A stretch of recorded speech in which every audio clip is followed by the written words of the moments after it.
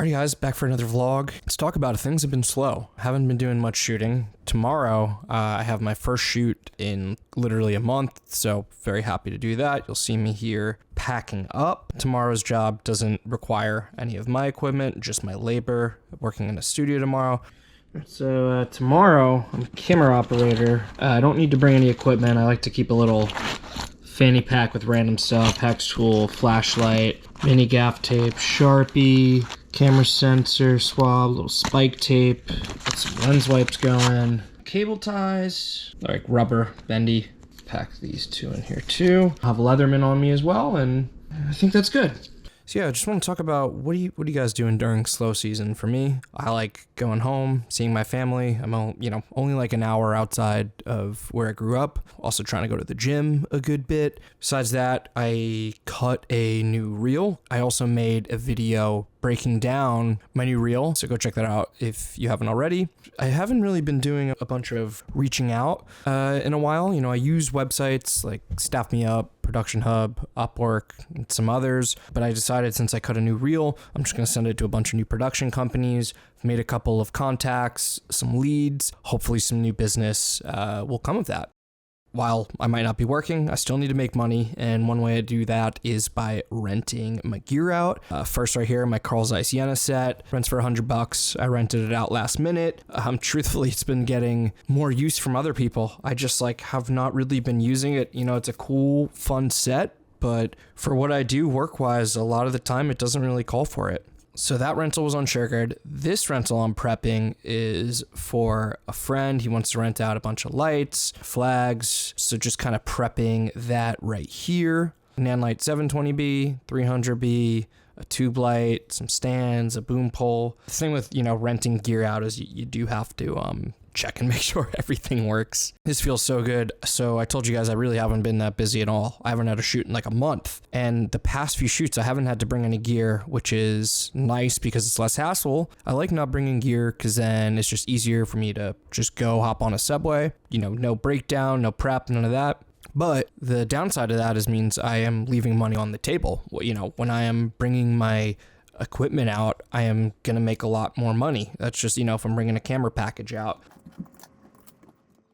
It honestly felt really good to just get in the zone right here. This is going to be an FX6 job. Truthfully, the job is below my normal rate, but it was with a buddy I haven't worked with in a while. Been meaning to work with him. It's going to be like a corporate green screen kind of thing. I think there's 4 other shooters. So the way I see it is I'm making money, hanging out with a friend, and have a chance to meet some more people. That is enough checks for me to decide, I will take the lower rate. Now, when things are very busy, I will definitely be way more of a stickler because I understand what my rate and my worth is. And, I'm just in demand. But, right now it's been pretty slow.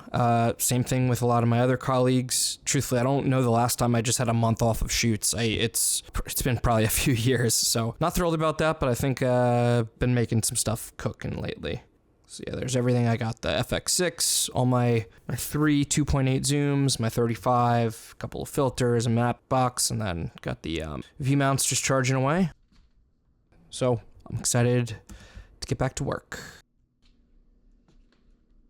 So as I mentioned, this is the job where I'm hired as a camera operator. It's a live show. Can't really talk about the client, what we're doing, but so this is a multi-camera shoot. There's 5 FX6s, 1 on a teleprompter, 1 locked off in the center, 2 side angles, and then a crowd camera that's handheld. I'm right here, picking off 2 and 3 shots of the show. Always fun doing this. It's been a monthly thing, so I'm happy about having some repeat business. It's also just nice, working with a bigger crew, working in the studio. I feel like I was always learning something, and also just doing live. It's a little bit different than what I'm used to, and I've been doing more live stuff lately. It was a good shoot. And then the next day, here you go, back in the green screen, working with my buddy Nick. Great working with him. I always love watching and working with other DPs and see how they tackle different problems, see, how they work their magic, what their thought processes are.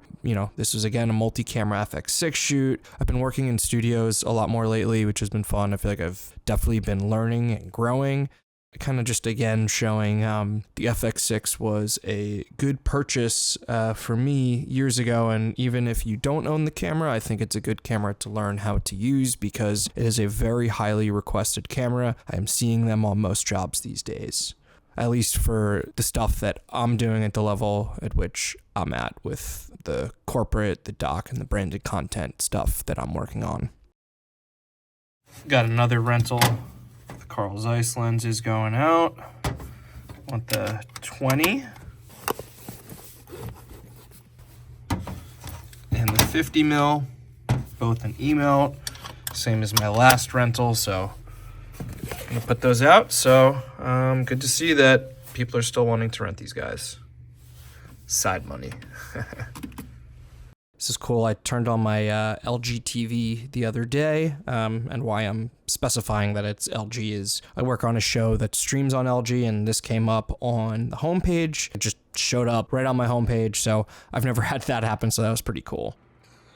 Well, I should have done a better test on these. I've never had this happen. Something happened, and it like works, and then it doesn't work. Something's off with this. This happened on the 35 and the 20. I'm gonna need to get this checked out. If anyone has a recommendation of where I should go, you should go to Nippon, kind of near Penn Station in Manhattan. What's up with that? Not fun. I guess I need to double check all my lenses when I get them back because the glass looked fine, but I guess I also need to check that out. All right, that sucks. And this one I'm even more bummed about because this is the most expensive lens of the set. Something got loose here.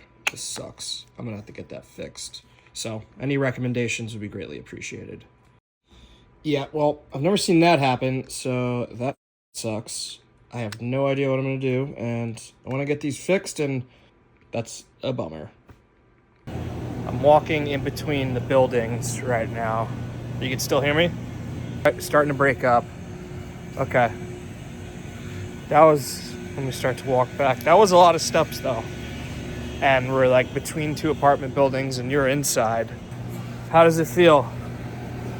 Comfy? All right, so now we're walking back. Do you want to go upstairs? No, I want to be outside, but go. Can you walk to your bedroom? I want, because that's like a few walls. I just want to see if it still has decent level. You want 2 double cheeseburgers?